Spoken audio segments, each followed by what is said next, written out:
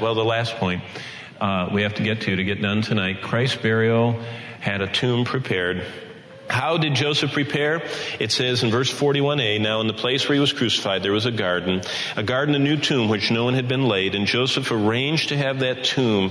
He arranged to have the cloths and spices needed for burial. Who knows how he did it, but he prepared that tomb, and they could not have secured the tomb at the last minute, and so they had to have a tomb prepared. And then here's the last one, verse 41. And in the garden, a new tomb in which no one had yet been laid. Why a new tomb by Joseph?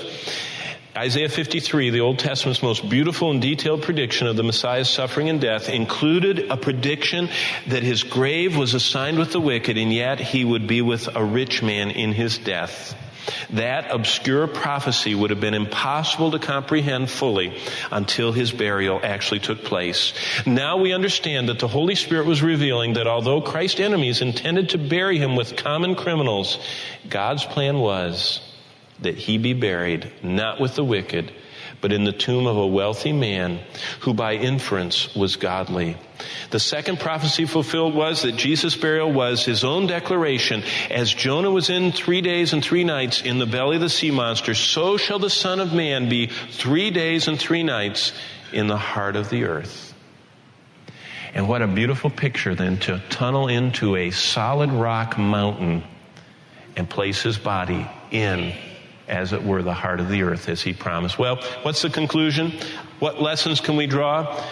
3 things I began with last time. Do what you can do.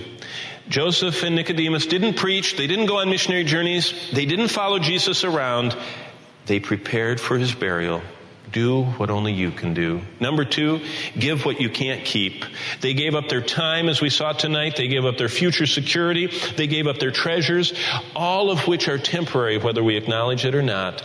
If we give it and can't keep it and give it, it's so priceless to Christ. And finally, they gained what they couldn't lose. Anything given to Christ will last forever.